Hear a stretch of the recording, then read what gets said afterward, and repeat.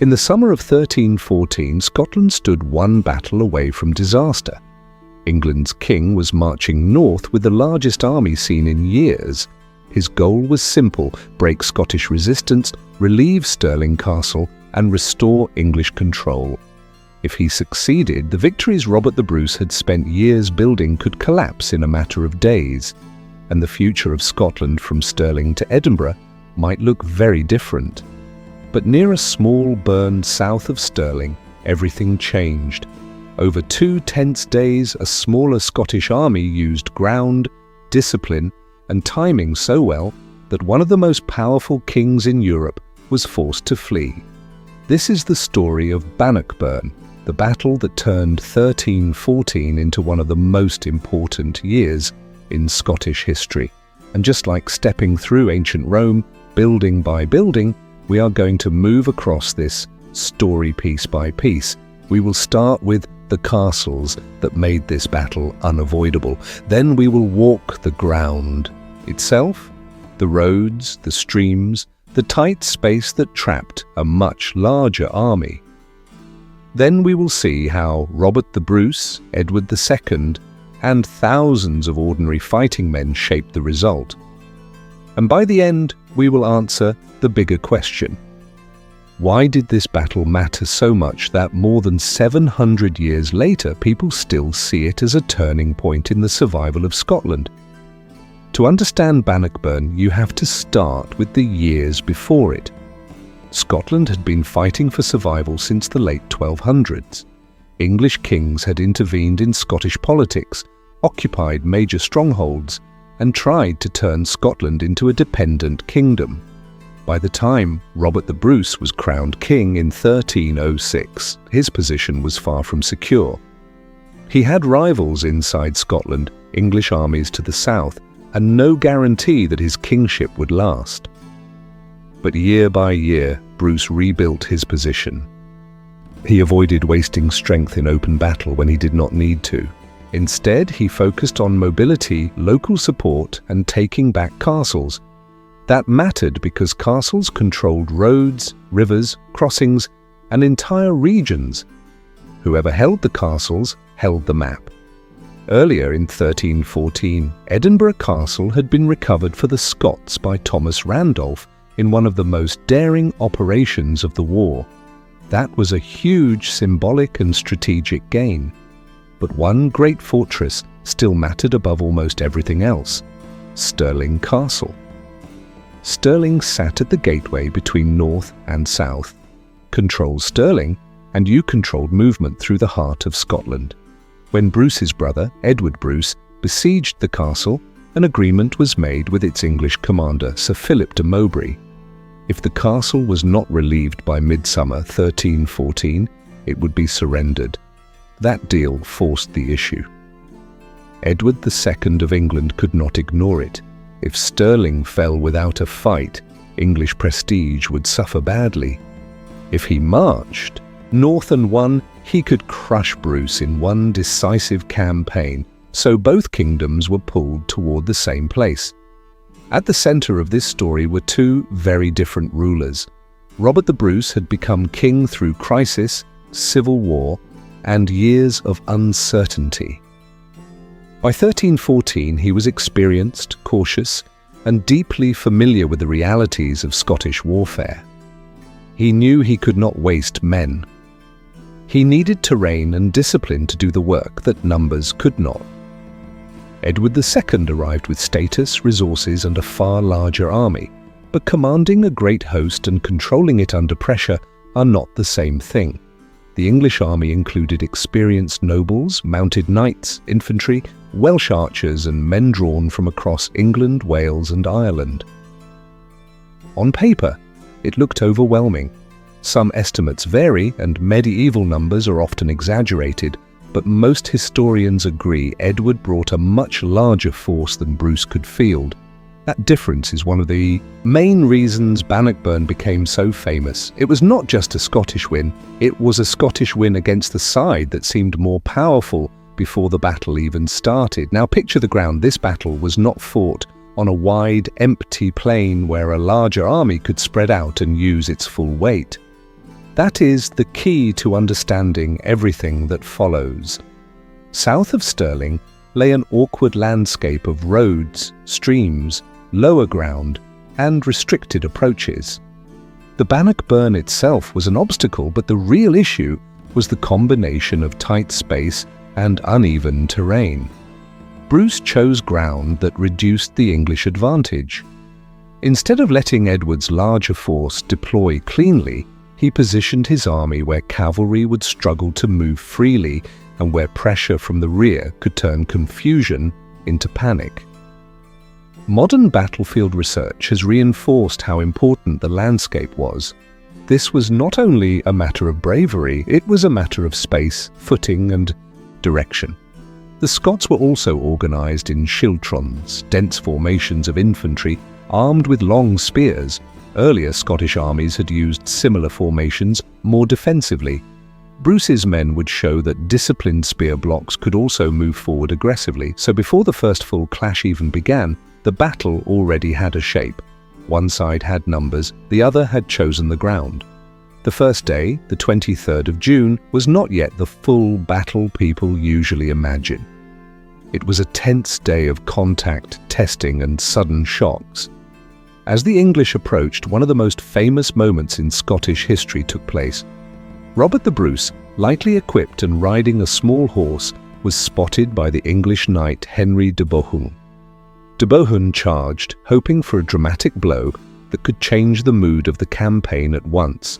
Instead, Bruce held his nerve to the last moment, avoided the full force of the attack, and struck de Bohun down, whether every later. Retelling adds some drama. The moment mattered because it spread instantly through both armies. To the Scots, it was proof that their king would stand in danger with them. To the English, it was an early sign that this campaign would not be the easy show of force some had expected. Fighting elsewhere that day also went badly for England. Scottish forces under Thomas Randolph blocked English attempts to move towards Stirling Castle, and the English failed to use their strength decisively. By nightfall, Edward's army had not broken the Scots, had not relieved the castle, and had already lost momentum. That mattered more than it might seem. Large medieval armies were hard to feed, hard to control, and hard to reorganize under pressure. When confidence slips, size can become a problem instead of an advantage. On the morning of the 24th of June, the Scots advanced. That is one of the most important details of Bannockburn. Bruce did not simply wait to be crushed. He committed his formations at the moment he believed the English were least able to deploy effectively. The Scottish schiltrons came forward in close order, spear points bristling, disciplined enough to keep shape while moving. To men facing them, they would have looked less like separate soldiers and more like a moving wall. The English army, compressed by terrain and by its own numbers, struggled to create room. Mounted men needed space to build speed. Archers needed clear lines. Commanders needed visibility and control. And at Bannockburn, all three became difficult at once. Some English forces fought hard, especially among the front ranks of the nobility. The Earl of Gloucester, one of the highest-ranking English commanders present, fell in the fighting. That alone tells you how intense the pressure had become. But the wider English position was getting worse by the minute. Men behind pushed forward. Men in front had less room to maneuver. Units became crowded. Orders became harder to carry out. And Bruce's army kept pressing. This is what made the battle so decisive. The Scots did not need to destroy the English army. Man by man, they needed to break its order. Once order started to fail, fear and movement did the rest. Some English archers may have had a chance to affect the battle, but they were not used effectively enough to reverse the situation. Scottish attacks against them helped reduce their impact. Soon, the English line was no longer a controlled battle line at all. It was becoming a mass of men and horses trying to survive in too little space. And once the royal standard began to pull back, the message was unmistakable. The battle was slipping away from Edward II. What followed was not a neat withdrawal, it was a collapse. As the English broke, escape routes became crowded and dangerous. Streams, ditches, and pressure from fleeing men all added to the confusion. Edward II himself had to leave the field and make for safety. He eventually escaped south, but his campaign was over. For the Scots, this was more than a battlefield success. It was proof that England's king could be beaten in a direct royal campaign. And for those watching across Britain and beyond, that changed the political picture immediately. A cause that might once have looked desperate now looked real. Robert the Bruce was no longer just surviving, he was winning. Bannockburn did not instantly end the war. That is important. Scotland's independence was not formally recognised by England until the Treaty of Edinburgh-Northampton in 1328, but Bannockburn changed the balance of the conflict. It secured Bruce's authority inside Scotland, it weakened English control north of the border, it strengthened the legitimacy of the Scottish crown, and it turned a kingdom fighting to endure into a kingdom that could negotiate, raid, govern, and project confidence. That is why the battle matters so much in memory. And not because it solved everything in one afternoon, but because it made a different future possible. Without Bannockburn, Robert the Bruce might be remembered as a bold but temporary rebel king. After Bannockburn, he stood at the centre of a kingdom that had proved it could resist and survive, and the effect was felt far beyond the battlefield itself. For England, the defeat was a political shock and a serious blow to royal prestige. For Scotland, it was a surge of confidence that helped turn resistance into durable kingship. For the wider British Isles, it was a reminder that medieval wars were not decided by numbers alone. Leadership mattered, timing mattered, terrain mattered. And once an army lost cohesion, even a powerful kingdom could see a major campaign unravel with astonishing speed. So why frame this story around Edinburgh in 1314 if the battle itself happened near Stirling?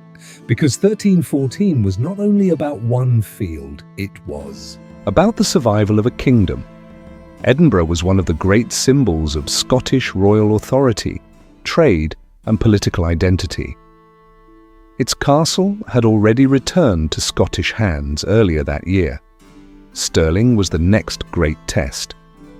If Edward II relieved Stirling and shattered Bruce's army, the entire Scottish recovery could have been thrown into doubt, including the gains that had already been made across the kingdom. That is the deeper meaning of the title. Bannockburn was fought near Stirling, but its consequences reached Edinburgh, the lowlands, the highlands, and every lord, soldier, cleric, merchant, and family trying to work out which kingdom would shape the future of the North. And there is another reason this story still resonates, especially across England, Ireland, and Scotland. Bannockburn is not only a Scottish national story, it is also a British Isles story. It reveals how power worked in medieval Britain, how castles controlled strategy, how kings depended on logistics and loyalty, and how one badly managed campaign could alter politics for years. That makes it bigger than a patriotic legend. It becomes a case study in leadership, terrain, timing, and state survival. It also helps explain why this period still fascinates people across Britain today. For Scottish viewers, Bannockburn speaks to independence, identity, and endurance. For English viewers, it offers a rare and revealing look at how even a much stronger crown could be outmaneuvered. And for viewers across Ireland and the wider British world, it shows how closely connected these kingdoms already were, militarily, politically, and culturally, even in the early 14th century. Today, when people think of Bannockburn, they often imagine a simple story: brave Scots, arrogant English, one famous victory. But the real history is more interesting than the myth. Bruce's victory was not magic.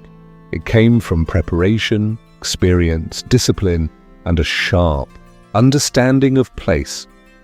Edward's defeat was not inevitable. It came from decisions, pressure, poor deployment, and the inability to turn numerical strength into battlefield control. That is why historians still return to Bannockburn. It sits at the point where landscape, kingship, memory, and military history all meet.